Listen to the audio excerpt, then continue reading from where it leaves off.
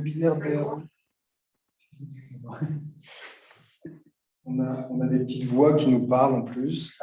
Donc, nous faisons un mix de présentiel et de distanciel dans ce webinaire, parce que voilà, nous avons la chance ici d'être à 4 et vous êtes maintenant un peu plus une petite trentaine de participants. Donc, on a une cinquantaine d'inscrits ce soir.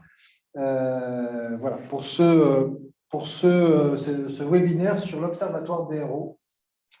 Juste en introduction, peut-être rappeler à chacun, maintenant on a tous l'habitude de couper le micro, et puis dans les questions-réponses, n'hésitez pas à utiliser le chat pour bien poser vos questions, et bien sûr on essaiera d'y apporter des réponses. Les missions de l'Observatoire, qui a été créé maintenant il y a 2 ans chez DRO dans le cadre des scénarios de la transition, eh bien, c'est d'apporter aux membres de DRO et au-delà de ça, de façon un peu plus étendue, un référentiel de mesures à la fois simple, clair, et qui vraiment fait référence pour accompagner les dirigeants et les entreprises dans la démarche de réduction de 50% des émissions de gaz à effet de serre. À la fois 2 axes ont été portés sur cet observatoire, un axe bilan carbone, et on vous expliquera quelles sont la démarche qui a été appliquée et où en sont aujourd'hui les résultats, et puis de nouveaux indicateurs complémentaires avec des engagements sociaux et environnementaux qui ne sont pas compris ou qui ne sont pas inclus dans la notion de bilan de gaz à effet de serre, au bilan carbone.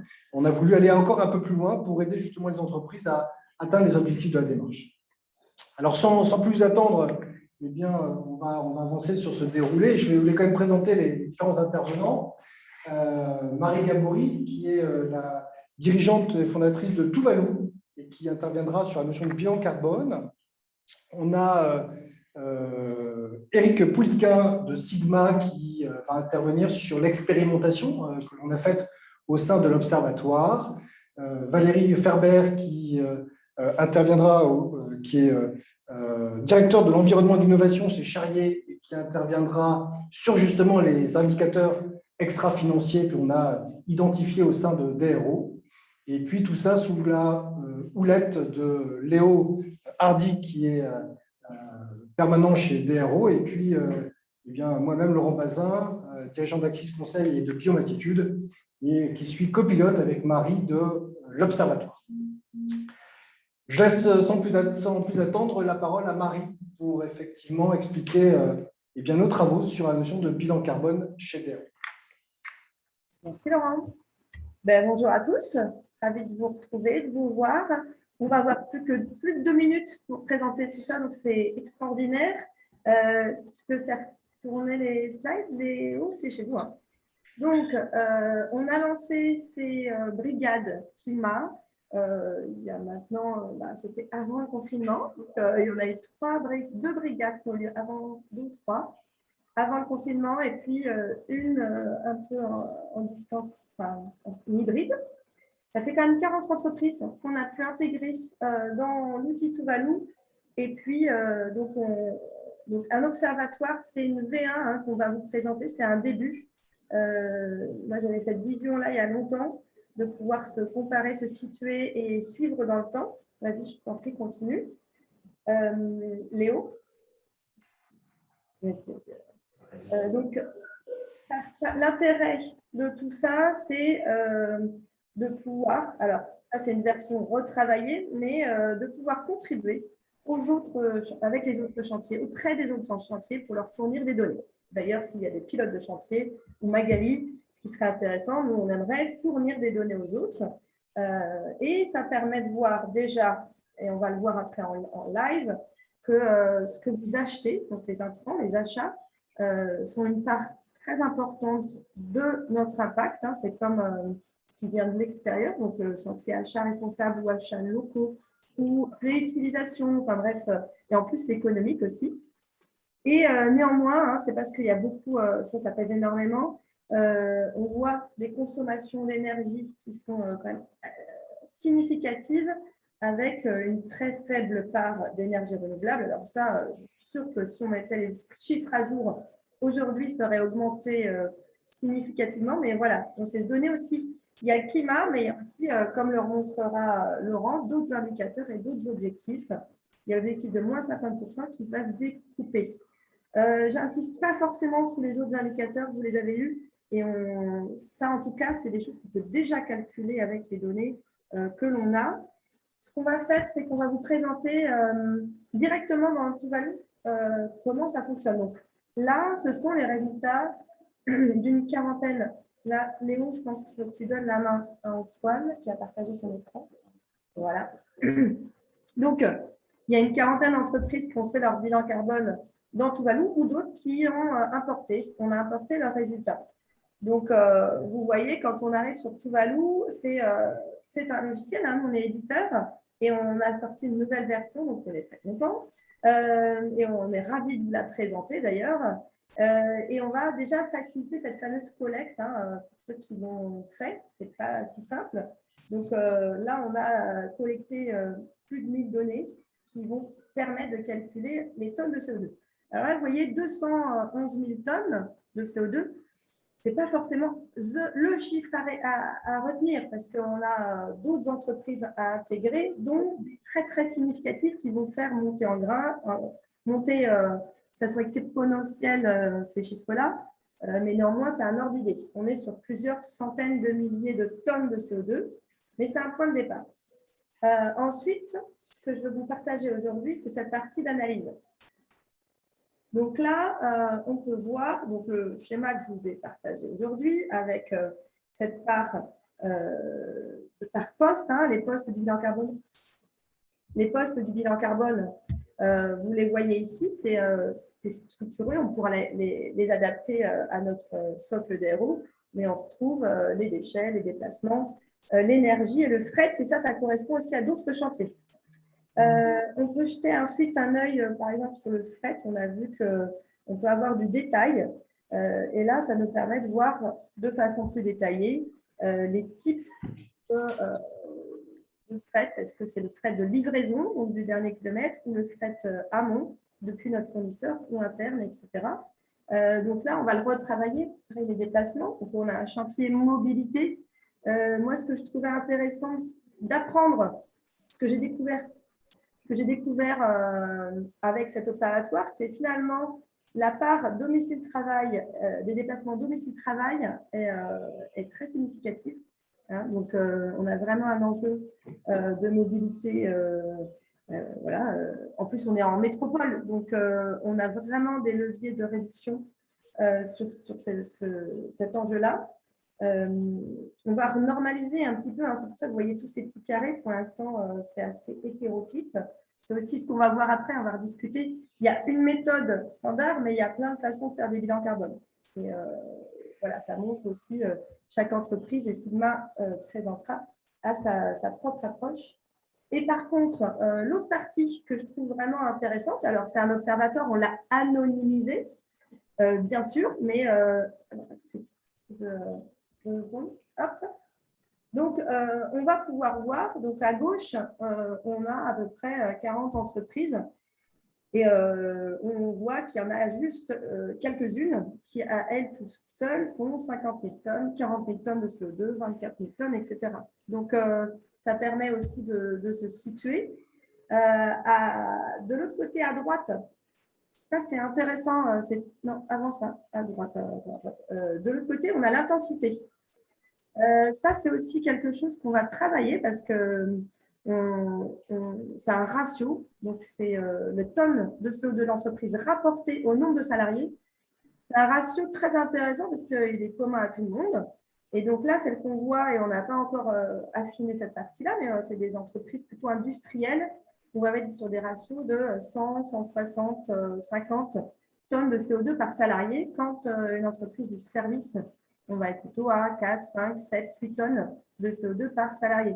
Donc, ça vous montre aussi que faire un T0, c'est important. Mais ensuite, il faut travailler sur quoi on va faire porter ces réductions. Et principalement, normalement, on a comme objectif de ne pas augmenter dans l'absolu, mais surtout de réduire en intensité. Donc, ça, c'est un outil qu'on va utiliser pas mal pour piloter la performance donc le poids carbone de votre activité. Et puis, on va zoomer sur celui du milieu. Donc là, c'est la même chose que tout à l'heure. Hein. Vous voyez tous les postes, il y a les camemberts.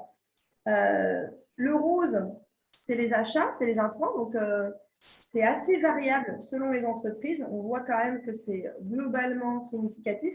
L'entreprise 1, hein, d'ailleurs, on a intégré, mais elle a compté que l'énergie et les déplacements. Donc, vous voyez qu'aussi, il y a des bilans carbone qui n'ont pas été complétés ou finalisés. On va enlever les intrants. Donc là, pour voir un peu plus les autres postes. Donc, vous avez ici, sur l'énergie. Voilà. Donc, pareil, hein, ça, c'est une part relative. Donc, c'est le pourcentage du poste énergie dans le bilan carbone de chaque entreprise. Donc, vous voyez que chacun, et le bilan carbone, ça sert aussi à faire ce type de diagnostic. Chaque entreprise a des enjeux qui lui sont propres. Et la place de l'énergie, elle est soit epsilonesque pour certains, soit très significative. Donc, on n'a pas tous le même profil, on n'a pas tous la même histoire. Tu fais le focus sur les déplacements aussi. Ouais. Pareil, hein, vous voyez la part des déplacements. Bon, j'ai enlevé les intrants, mais on a des choses très hétéroclites. L'étape d'après, ce sera de faire des groupes, donc de faire des profils services et des profils industrie pour qu'on puisse se comparer dans un groupe d'entreprises qui sont un peu homogènes. Voilà pour cette partie-là. Ouais, il y a déjà pas mal. Donc, ouais, il y a les flux. Donc, tu peux faire un zoom sur le service, si tu fais le service. Donc, on a commencé justement à faire ces éléments-là. Voilà, là, on a sélectionné, on a 3 entreprises de conseil. Et vous voyez, l'intensité à droite, pour une même activité, il y en a une qui est à 2,6 et une autre qui est à 11,48. Donc, déjà, là, on peut se situer, on peut dire qu'on est plus ou moins performant. Et au milieu, pareil, ça nous permet, si vous voulez, le graphe du milieu, ça nous permet de voir qu'il y en a peut-être qui ont oublié ou qui n'ont pas collecté la donnée énergie. Donc, encore une fois, c'est in progress et il faut améliorer. Donc, l'enjeu de ce premier observatoire, c'était aussi d'apprendre, d'acculturer assez largement. Je pense que cette étape, elle est déjà assez bien avancée. Pour pouvoir permettre à chacun de comprendre qu'est-ce que ça veut dire compter du carbone et comment on compte du carbone. Et je vais faire une toute petite transition. Je pense que je suis pas mal en temps long. Ça va? Je déborde à peine. Ouais. Et après, il y a cette partie stratégique qu'on regardera après, mais comment, à partir de mon bilan, je peux me comparer, c'est ce que je vous ai montré un petit peu grâce à l'observatoire, me fixer des objectifs qui sont déjà écrits, mais après, il faut les affiner, et puis définir un plan d'action pour voir comment je vais atteindre ces objectifs. Ça, c'est pour l'observatoire. Alors, je ne sais pas si on pourrait revenir après dans le temps de questions-réponses. Je voulais, Léo, si tu repartages, parce qu'une fois, l'autre message aujourd'hui, c'est il y en a plusieurs qui m'ont demandé comment on participe, comment on continue, ou alors si on a déjà fait les brigades, qu'est-ce qui se passe après. Donc ça, c'était la deuxième partie que je voulais vous partager. Tu vas juste après, Léo. Voilà, ok. Donc voilà, je vous ai présenté l'observatoire. Donc c'est un peu la grande vue d'ensemble. Il y a toujours le premier pas des brigades climat qu'on va relancer parce que ça s'était clairement essoufflé. On a tous eu plein de choses à faire. Mais il y a aussi au moins une grosse douzaine d'entreprises qui ont fait leur bilan carbone complet sur mesure parce que quand on a une activité industrielle, on ne peut pas juste faire ça en une journée, etc. Ou quand on est une entreprise multisite, ça demande plus d'accompagnement. Et Laurent présentera acte pas à pas qui permet de mettre en œuvre une stratégie. Donc, comptez, si tu mets le slide ensuite. En fait, on a concocté une sorte de parcours avec cette brigade. Alors avant, on faisait une brigade sur une journée, c'était bien. On va essayer un format un petit peu différent pour s'inscrire dans le temps, et parce qu'aujourd'hui, peut-être que dégager une journée entière, c'est difficile. Donc, on fera de l'hybride présentiel pour le début, je pense, le lancement, distanciel pour le parti et restitution en collectif. Alors, il y a une chose qui est vraiment agréable avec les DRO, c'est restitutions collectives. On partage son bilan carbone et chacun, on voit aussi le sien, mais aussi ceux des autres. Donc ça, c'est intéressant que Sigma partage ce qu'il a fait. C'est un témoignage. Dans les 2 premières heures, et on fait plus court, c'est quels sont les enjeux climat et comment on fait un bilan carbone. Puis, on vous explique quelles données il va falloir compiler, récupérer. Et ensuite, on vous aide à saisir directement ça dans l'outil.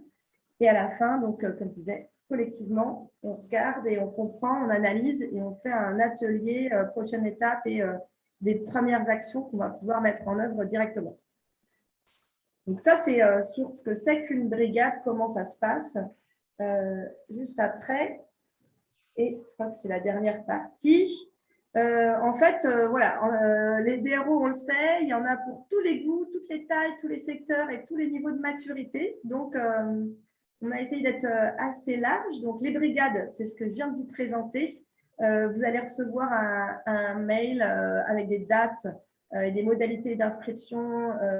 Et on va garder un coût réduit et pris en charge, éligible à la formation grâce à Easy4Pro. Donc ça, c'est pour les brigades. On va le réduire par contre uniquement aux PME ou plutôt services et éventuellement des entreprises monocytes parce que sinon, on s'est rendu compte que ce n'était pas adapté. Puis, pour ceux qui veulent aller plus loin, le bilan carbone. Et on va essayer de lancer, et ça a été très demandé. On a fait notre bilan carbone, maintenant on fait quoi? Donc, des ateliers, plans d'action, plutôt collectifs aussi, vous voyez, une demi-journée. Et puis, vous aider à simuler des plans d'action chiffrés et de voir comment on arrive à moins 10%, moins 20%, moins 50%, et de mettre des budgets, des faisabilités en face, enfin vraiment lancer la feuille de route. J'insiste pas sur la partie stratégie climat acte parce que Laurent, tu vas on va le revoir après. Mais voilà, c'est pour vous montrer les différentes étapes et j'espère que vous trouverez chaussures à votre pied. Merci Marie. Effectivement, on va passer tout de suite à l'expérimentation avec Sigma et Eric Poliquin. Eric, c'est à toi de nous présenter les travaux que vous avez menés à la suite des travaux en expérimentation des travaux de DRO. Voilà. Alors, cette expérimentation, on va dire que c'est plus qu'une expérimentation. En fait, c'est la suite de l'observatoire. L'année dernière, on avait fourni nos données pour alimenter l'observatoire sur la partie bilan carbone. Et en début de cette année, nous avons entrepris une chose qu'on avait déclenchée déjà en fin d'année dernière, de vraiment réaliser notre bilan carbone. Alors, pour différentes raisons. Parce que, on est labellisé Lucie et on a des engagements, et on avait des engagements sur la partie environnementale. Vis-à-vis du Global Compact, on publie aussi un certain nombre d'éléments. Certains axes stratégiques ont intégré depuis l'année dernière des notions d'offres éco-responsables. On a le réglementaire, on est une entreprise qui est tenue de réaliser un bilan geste tous les 4 ans, donc on avait un bilan à renouveler. On était un peu en retard justement sur notre renouvellement. L'engagement qu'on avait avec DRO de réduction de 50% de nos émissions de gaz à effet de serre. Et puis, une attente de plus en plus forte de nos parties prenantes et notamment de nos clients qui nous challengent aujourd'hui dans nos prestations, de savoir quel est l'impact environnemental des prestations que l'on leur met à disposition. Donc ça, c'est quelque chose qui est de plus en plus présent et qu'on rencontre dans les appels d'offres. Alors, le bilan carbone, tout à l'heure, Marie a parlé de l'observatoire. Donc, l'observatoire, pour ceux qui ont participé, vous avez dû remonter un certain nombre d'informations et les natures d'informations qu'il y avait sur l'observatoire, je crois qu'il y a à peu près entre 25 et 30 natures d'informations. Quand on a créé, quand on a alimenté notre propre bilan carbone, nous sommes arrivés à 98 natures d'informations, ce qui montre que le niveau de détail est beaucoup plus fort et on pourra encore s'améliorer prochainement dans le prochain bilan carbone. Donc, quand on parle de réduction de gaz à effet de serre, il faut vraiment aller chercher sur toutes les pistes pour mesurer sur toutes les pistes qu'on peut avoir dans l'entreprise et donc par nature de postes différents. On a autre particularité, on est allé sur le scope 3 significatif. Le réglementaire impose scope 1, scope 2. Nous, on est allé sur le scope 3. Vous verrez dans les résultats pourquoi le scope 3 est important pour nous. Et puis, autre chose intéressante, les contributeurs, surtout des contributeurs internes, la comptabilité, les achats, moi, et puis on a été accompagné par tout le monde. Le résultat, donc 6 000 tonnes de CO2 pour Sigma, une moyenne de 9 et quelques par ETP. Un ratio que je vous mets en visibilité, le 91 kg de CO2 par kilo-euro de chiffre d'affaires. Je reviendrai dessus tout à l'heure. Et ce qu'on voit au niveau de cette répartition, c'est que nos intrants, c'est-à-dire tout ce qu'on achète à l'extérieur, représentent 57% de nos émissions, hors énergie. Quand je parle des achats, c'est de la prestation technique, c'est du matériel, c'est des contrats de maintenance, c'est tout ce qui peut être acheté représente 57% de nos émissions. Et le deuxième poste, tout à l'heure, Marie en a parlé au niveau des déplacements, qui représente 22%, sachant que le troisième poste est de 13%. Je vous parlais tout à l'heure du scope 3. C'est le petit camembert qui se trouve au milieu. En fait, le scope 3 représente 90% de nos émissions de gaz à effet de serre. Donc, si on s'était calé uniquement à ce qu'impose le réglementaire, le scope 1, scope 2, voilà, on n'aurait pas vu grand-chose, sachant que tout se trouve dans le scope 3. Le camembert de droite, c'est une représentation graphique. On a souhaité, et tout ça pour travailler au niveau du plan d'action et travailler dans le futur avec les équipes, d'avoir un bilan carbone par business unit. C'est pour ça que vous avez l'intégralité du bilan carbone qui est redécomposé en business unit, donc avec nos 5 principales business units. Ce n'est pas les 5 principales, c'est les 5, et dont une qui représente plus de 50% des émissions, qui est notre activité d'infogérance. Donc là, un petit zoom sur la part des deux gros postes d'émissions, et c'est là-dessus que l'on va aujourd'hui travailler, c'est-à-dire que le bilan carbone permet d'avoir une photo à l'instant T et une photo, une mesure, savoir si on s'améliore, il faut bien une prise de température à un moment donné. Et là, en fait, on a deux gros zooms. Un zoom sur la partie de nos intrants, donc tout ce qui est achat, donc qui représente 57% de nos émissions. Et à droite, le zoom de droite qui représente plutôt sur nos déplacements domicile-travail, qui est un poste aussi important. Donc aujourd'hui, nos actions, vous allez le voir dans la slide suivante, nos actions elles vont être sur les postes des émissions significatives, donc les carrés, les figures colorées qui sont sur la partie gauche de l'écran. Et puis, on a 3 chantiers principaux qui vont s'orienter, qui sont sur le numérique, les achats, toute la partie achat et d'avoir, et la partie déplacement. Donc, il y a déjà des initiatives qui ont été prises dans l'entreprise au travers des business units d'infogérance, de développement de logiciels. On a quelque chose, alors là, il y a la fenêtre la petite fenêtre, voilà, Léo va la descendre.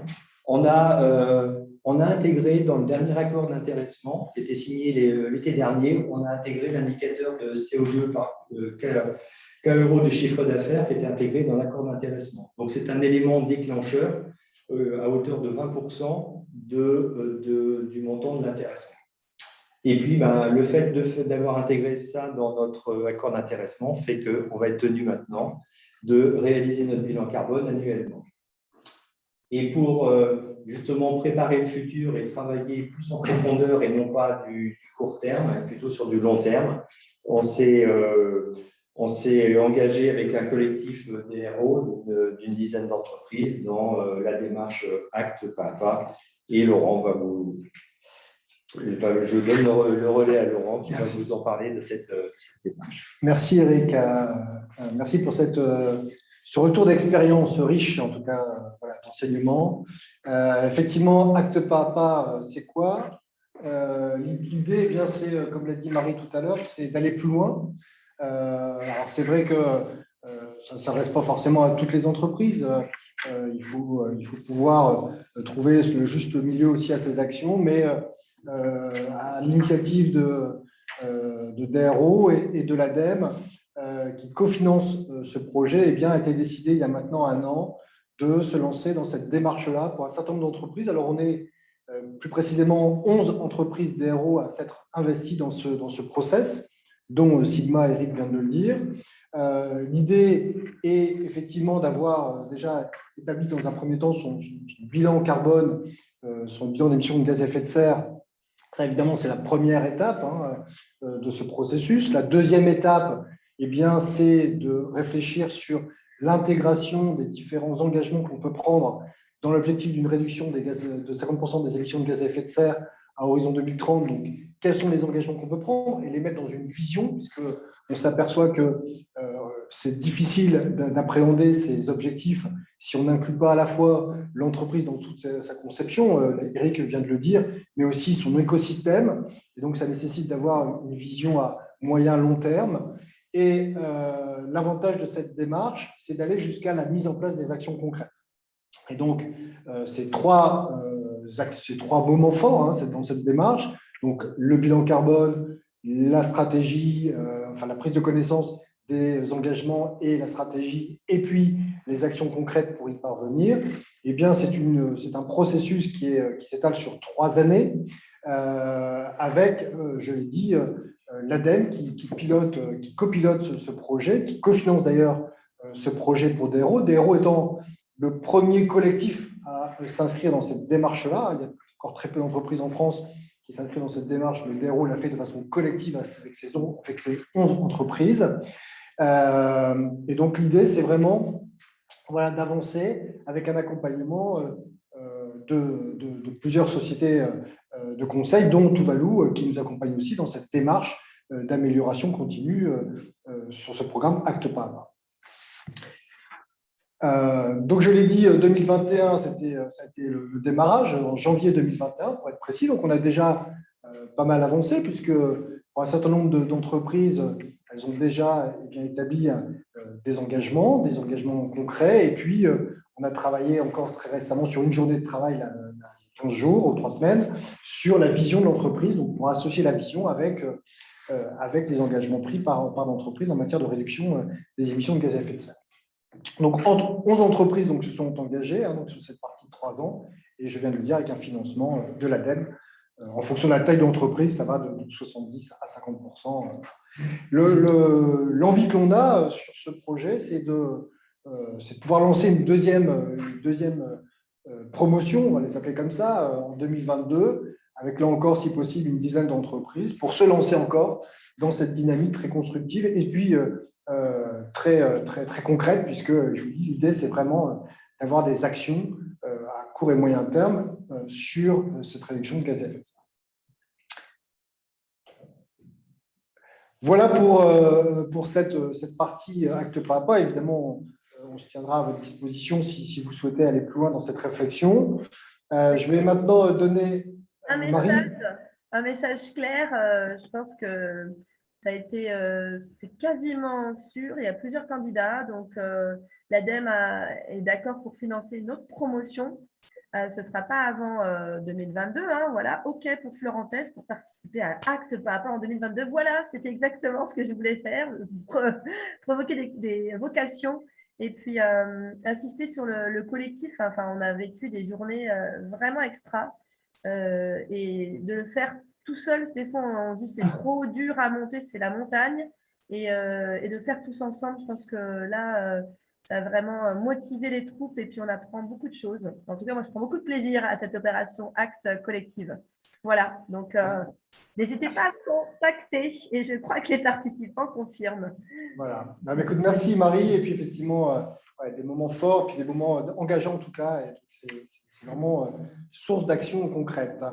Je voulais maintenant enchaîner par nos indicateurs DRO. Donc, je vais laisser la parole à Valérie qui eh bien, va nous exposer les travaux réalisés par l'Observatoire depuis maintenant, là aussi, un peu plus d'1 an, sur la notion d'indicateur extra-financier. Merci Laurent, bonjour à tous. Donc effectivement, je vais vous parler d'autre chose que de bilan carbone. Et pour autant, évidemment, les sujets sont complètement liés parce que tout de suite, dans l'Observatoire, la logique qu'on a voulu adopter, c'est que cet engagement de 50% de réduction des gaz à effet de serre était très dynamisant, très structurant, mais qu'il fallait avoir dans nos entreprises en fait une vue d'ensemble et que c'est sur tous les sujets qu'on devait avoir ce progrès en termes de réduction des impacts et de mise en équilibre avec nos parties prenantes d'une manière générale. Donc en fait, ça rejoint la logique d'engagement RSE d'une manière plus large, même si là, effectivement, on est centré au départ sur le bilan carbone. Et donc, on a voulu, dans l'Observatoire, ajouter d'autres indicateurs que les émissions de gaz à effet de serre elles-mêmes. On l'a vu, ça touche à beaucoup de domaines de l'entreprise, ça reflète nos activités, notre volume de travail, nos relations avec les parties prenantes, mais ça ne dit pas tout. Donc, bon, pour ceux qui ont fait un peu de RSE un peu poussé, du genre des Lucie, des ISO 26000, des indicateurs, on peut en trouver beaucoup. Alors, chez nous, chez la Charlière, par exemple, on en suit une quarantaine. Mais des RO, ce n'est pas que ça, c'est aussi des entreprises qui viennent pour se lancer. Alors, si on les assomme tout de suite avec 50 indicateurs, on va sûrement en perdre quelques-uns. C'était un petit peu l'idée. Donc, d'aller chercher 10 indicateurs. Donc, forcément, qui vont être des indicateurs qui vont simplifier, hein, qui vont être un peu simplistes parfois, mais qui vont essayer de refléter ce qu'on cherche à faire. Ce qu'on cherche à faire dans nos entreprises chez DRO. Sur 4 grands thèmes qui sont les 4 grands thèmes classiques de la RSE, hein, le social, environnement, biodiversité, le sociétal et la gouvernance. Alors, je vais pas rentrer dans tous les détails de tous les indicateurs, mais quand même, c'est intéressant de les parcourir parce que ça va parler un petit peu de toute la vie de nos entreprises. Le premier de ces indicateurs dans le social, c'est l'objectif qu'on voulait y associer. C'était de donner envie aux salariés donc de venir travailler dans nos entreprises et de les garder, évidemment. Alors, c'est un sujet qui est particulièrement important aujourd'hui. Et d'ailleurs, on voit bien à quel point la RSE parle aux gens qu'on recrute. Et il y en a certains qui choisissent leur entreprise sur ce critère. Alors, c'est très compliqué, évidemment, de le mesurer. Ce qu'on s'est dit, c'est que le turnover, qui est un indicateur qui est relativement facile à suivre dans nos systèmes et dans nos suivis RH, donnerait une idée de cette attractivité de nos entreprises et du bien-être de nos salariés. Alors, un petit peu dans les mêmes conditions, on a cherché à voir ce qui pouvait permettre de refléter le fait qu'on essaie de maintenir et d'améliorer les conditions de travail de nos salariés et même des dirigeants, parce qu'ils ont le droit aussi d'avoir des bonnes conditions de travail. Et là, donc, du coup, on a un autre indicateur qui est relativement classique aussi et facile à mesurer, qui est le taux d'absentéisme. Après, on voulait parler de dialogue social et d'intégrer, qui soit intégré, respecté au sein de l'entreprise. Alors, on a utilisé l'index égalité homme-femme pour parler de ça. C'est plus pour montrer aussi que par cet index, nos entreprises prennent en compte justement tous les équilibres entre les salariés. Alors, d'un point de vue environnement et biodiversité, on a été obligé de se limiter à 2 indicateurs. Un indicateur, donc on a vraiment ciblé sur des sujets importants qui, du coup, ne touchent pas directement le bilan de gaz à effet de serre, parce qu'évidemment, on aurait pu mettre aussi les consommations d'énergie. Donc, on a un indicateur sur la production de déchets et plus que la production de déchets, peut-être le travail et l'effort qu'on fait pour valoriser ces déchets. Donc là, on a un indicateur sur le taux de valorisation des déchets.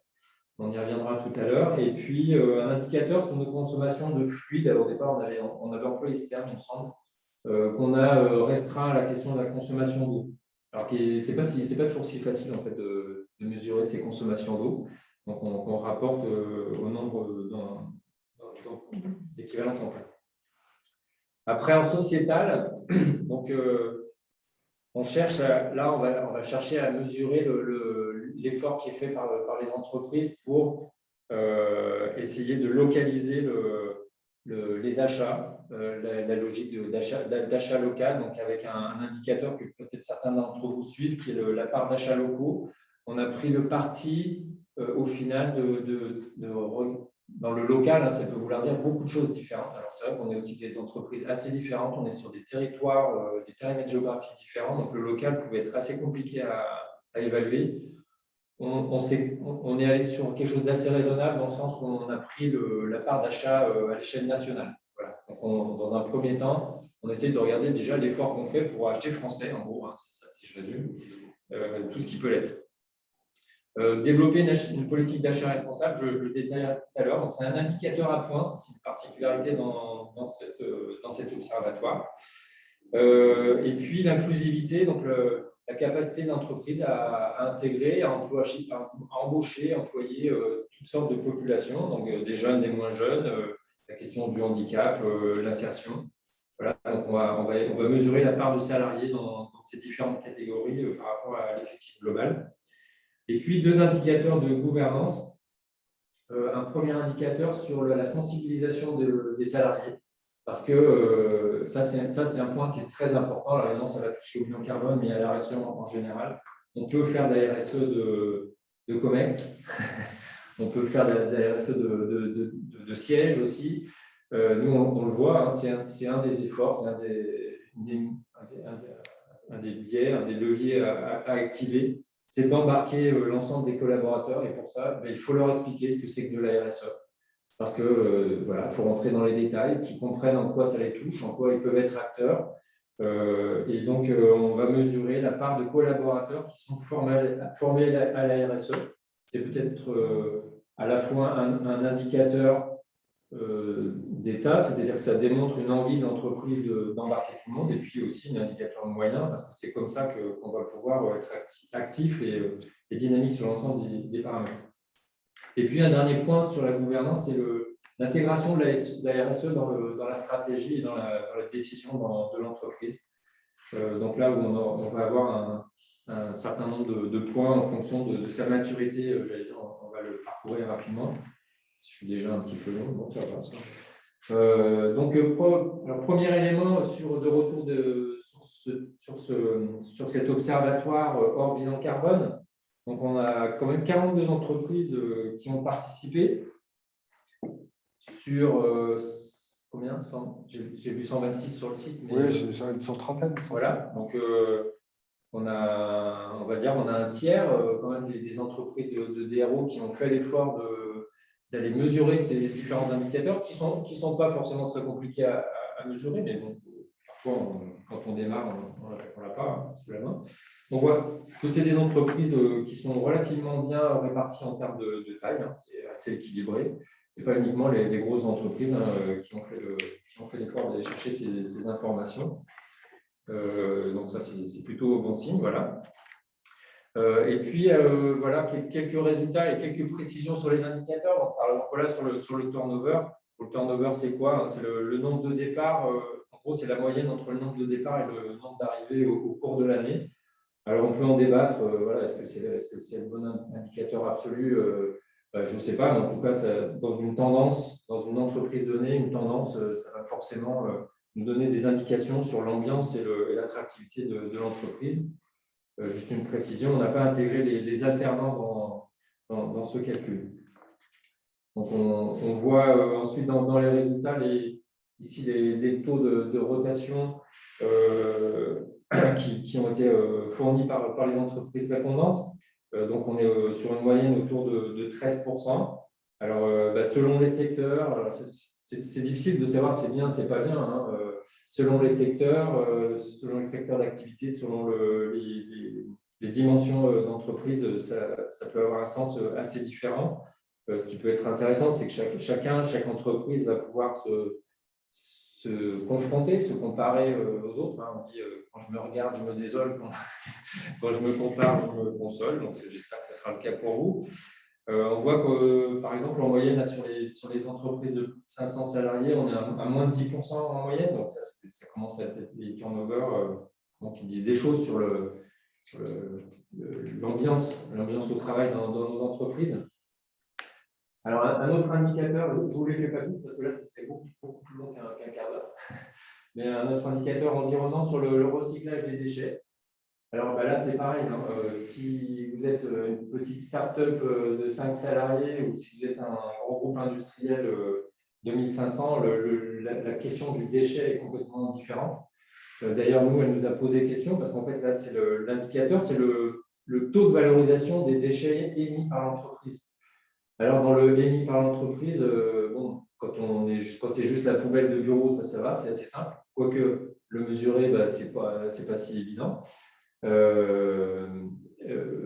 Quand on est une entreprise, comme par exemple nous, dans les travaux publics, on gère des centaines de milliers de tonnes de déchets de déconstruction, des excédents de terrassement. Est-ce que c'est nos déchets, pas nos déchets? Alors, d'un point de vue réglementaire, ce n'est pas nos déchets, mais bon.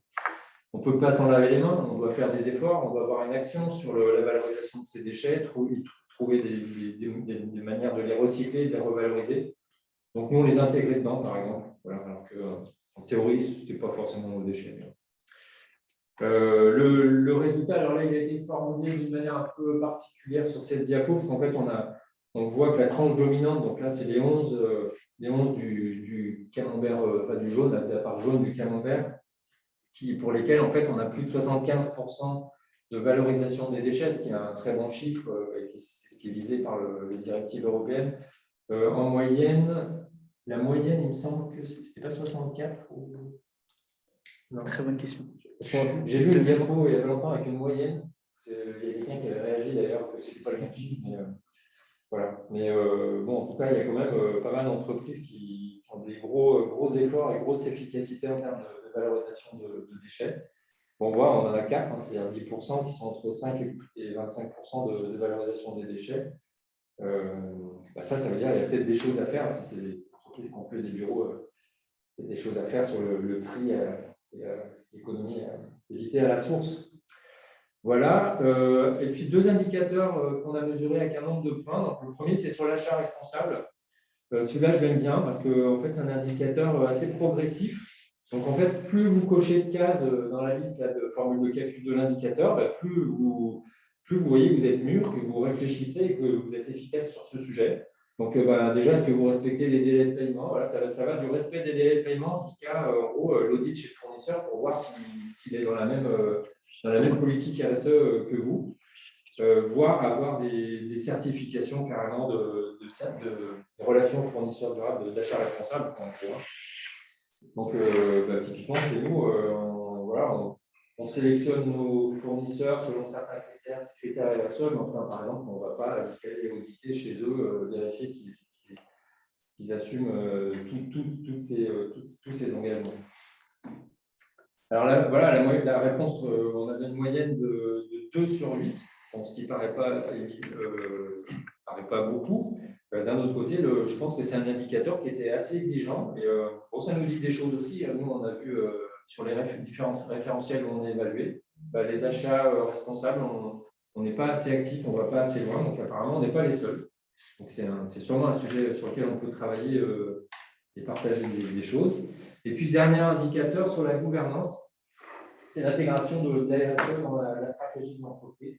Alors ça peut être des mots, ça peut être des mots d'un dirigeant, dire je vais mettre la RSE dans ma stratégie, encore faut-il le faire. Donc là, on l'a évalué aussi par un système de points. Est-ce qu'on a hiérarchisé, identifié les enjeux? Est-ce qu'il y a un plan d'action? Est-ce qu'il y a un rapport RSE? Voilà. Est-ce que la RSE est intégrée à la stratégie présentée à toutes les instances de gouvernance? Est-ce qu'il y a une discussion avec les actionnaires, etc. Donc là aussi, ça reflète un niveau de maturité. Et là, on a une note un peu meilleure que sur les achats, parce qu'on est en moyenne à 4 sur 7, avec quand même, vous voyez sur l'histogramme, quand même un certain nombre d'entreprises qui sont presque, personne n'a 8, mais jusqu'à 7 sur 8, il y en a quand même un certain nombre. Et puis d'autres voilà, qui ont aussi des progrès à faire sur ce sujet. Juste en termes global de retour de la vision que j'en ai eue, c'est qu'on a quand même des indicateurs qui sont faciles à mesurer. Donc, vous avez certainement dans vos entreprises déjà des moyens, des outils de mesure pour la plupart de ces indicateurs. Il y en a certains qui demandent peut-être un petit effort. Les indicateurs à points, là, pour le coup, c'est vraiment facile à faire. Donc là, il n'y a pas de souci. Et puis, voilà, la petite difficulté parfois, c'est que ces indicateurs ne vont pas avoir tout à fait le même sens d'une entreprise à l'autre en fonction de sa taille et de son domaine d'activité. Et puis, je finirai en disant qu'une des dernières pistes de réflexion qu'on a eues dans l'Observatoire, c'est de mener une réflexion pour faire une lettre de position de DRO sur la question des référentiels. Parce que, par exemple, là, on présente un référentiel avec un certain nombre d'indicateurs. Et c'est vrai que quand on est dans la RSE, on est soumis à beaucoup de référentiels et puis ça demande un effort de mesure, de remontée. Tout à l'heure, Eric parlait des différentes personnes qui ont été impliquées, ne serait-ce que dans le bilan carbone.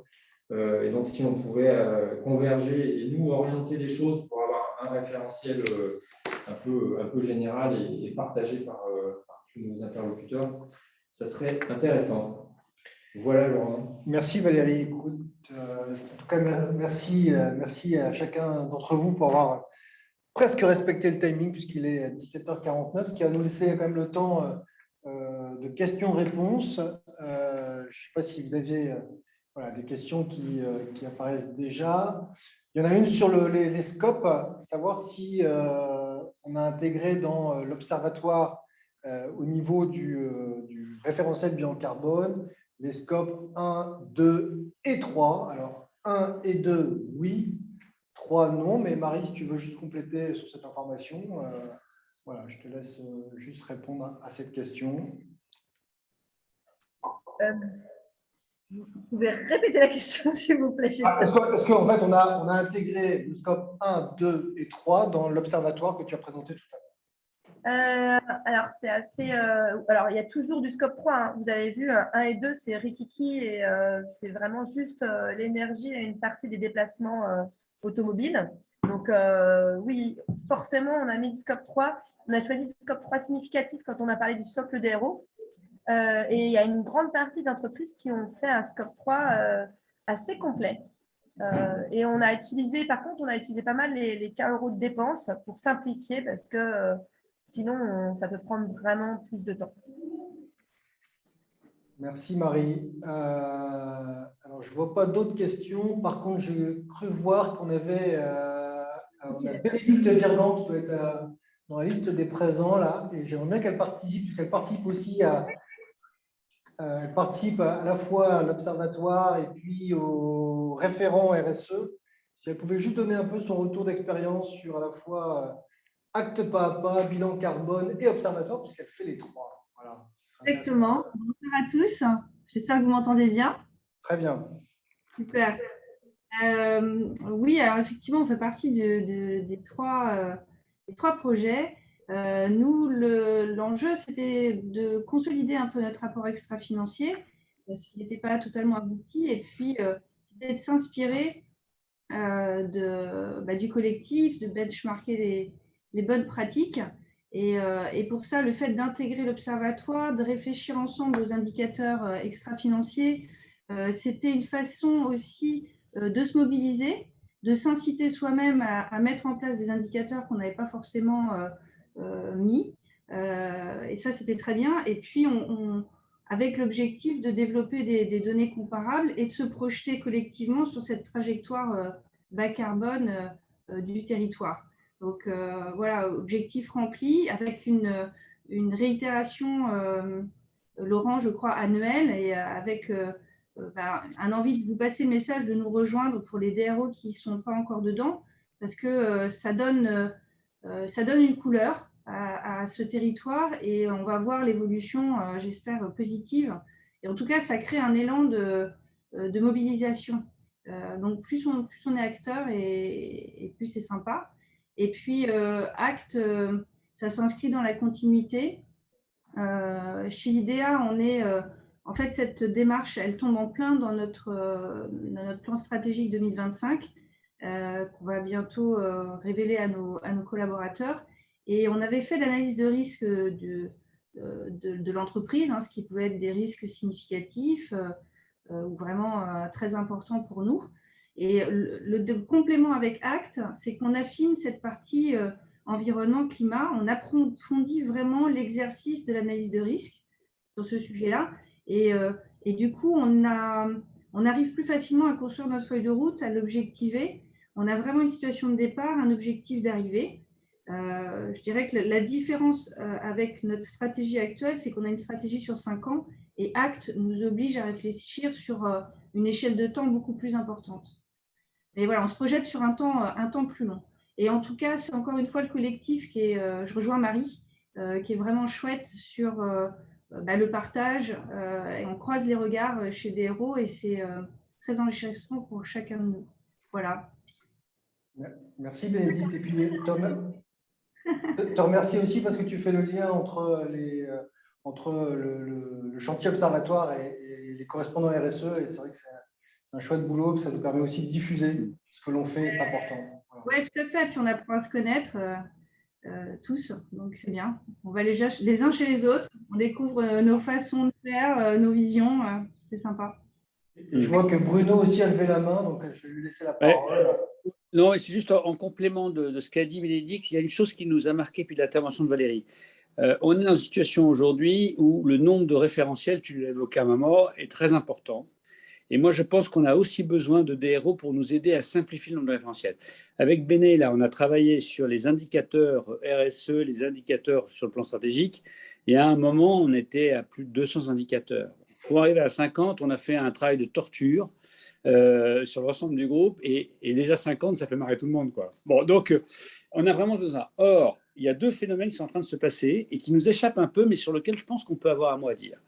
Le premier, c'est que la référence est souvent une référence de type réglementaire. Bon, on voit bien le carbone, on voit bien les normes dans le bâtiment, les 2020, etc. Bon, les RT 2020. Puis il y a un deuxième sujet qui sont les agences d'accréditation. Alors là, il y en a deux styles. Il y a le type ISO 26000, si vous voulez, enfin, qu'on connaît les uns les autres. Et dans ISO 26000, 50% c'est une démarche, 50% c'est un indicateur. Donc, ça compte les indicateurs. Ce n'est pas complètement neutre, quoi. Et puis, vous avez à côté de ça les banques. Les banques sont en train de faire des prêts à impact, on va le dire d'une manière un peu globale. Et elles vous disent, on vous donne, et c'est bien d'ailleurs, on vous donne. Alors, quand je dis les banques, c'est les outils financiers au sens large, hein, on est d'accord. Donc, on est en train de vous dire, si vous avez tel et tel critère, c'est bien. Et je crois que c'est important que les gens de DRO les connaissent. Et ça serait bien qu'on puisse faire un petit travail d'analyse, de matcher l'ensemble. Parce que c'est pas forcément ce qu'on en pense, mais c'est quand même le jugement dernier à un certain moment.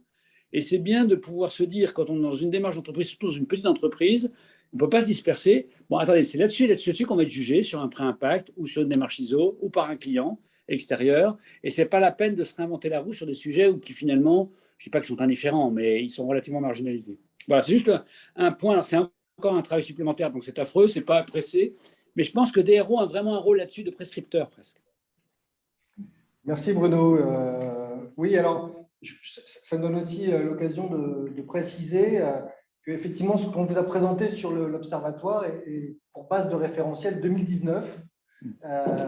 Et donc, le fait de faire ce webinaire aujourd'hui nous permet de lancer la démarche pour 2020, puisqu'on va récupérer les données 2020 ici avant la fin de l'année et demander aux différentes entreprises de nous les communiquer de façon à ce que, comme tu viens de le dire, on puisse à la fois encore s'améliorer, parce que comme l'a dit tout à l'heure Valérie, il y a certainement des choses qu'on peut améliorer sur les indicateurs qu'on a proposés, mais en tout cas qu'on ait un référentiel commun et qu'on puisse avancer avec ce référentiel commun. Et que chacun puisse effectivement, ce n'est pas l'idée de se comparer, mais de se challenger, d'essayer de comprendre aussi les différentes variations qu'on peut avoir d'une année sur l'autre et par rapport à l'ensemble des DRO. Je pense qu'il y a vraiment un enjeu qui est intéressant là, tout en ayant de toute façon l'objectif, et on est bien d'accord sur tous les mêmes objectifs, c'est cette réduction des émissions de gaz à effet de serre. Mais comme l'a dit Valérie tout à l'heure en avant-propos, cette limitation des émissions de gaz à effet de serre ne se fait pas seule, ne se fait pas dans son coin, ne se fait pas juste sur l'énergie, on l'a vu, hein, c'est vrai aussi pour Eric sur Sigma, ça touche à la fois nos intrants, ça touche à la fois notre mobilité, ça touche bien sûr la consommation d'énergie, ça touche à un certain nombre de choses qu'il faut connaître, qu'il faut identifier et qu'il faut travailler de façon concrète. Et c'est vrai qu'en plus, le programme Acte Pas à Pas, où je vois que la Florentaise serait candidate déjà pour 2022, et c'est une très bonne nouvelle. Il ne reste plus que 9 à trouver et on n'aura pas beaucoup de mal à les trouver parce que je pense que réellement, il y a cette envie d'être accompagné parce qu'on voit bien que seul, c'est quand même très difficile et bien d'arriver à cette échéance et qu'il faut être accompagné, qu'il faut être, voilà, se challenger et qu'on puisse se motiver tous ensemble. Il est 17h58 et je me tiens à respecter le délai. Donc, je vais remercier nos différents participants, bien sûr l'ensemble des présents aujourd'hui, et puis donc remercier Léo pour la technique, remercier l'organisation, merci à Valérie, merci à Eric, merci à Marie et bien de m'avoir accompagné sur ce webinaire. Merci à vous tous d'avoir participé et puis à très vite sur les webinaires DRO. Merci Laurent, bonne soirée. Merci. Merci à tous. Au revoir. Au revoir. Au revoir, merci. Voilà. Merci. Bravo, merci, au revoir.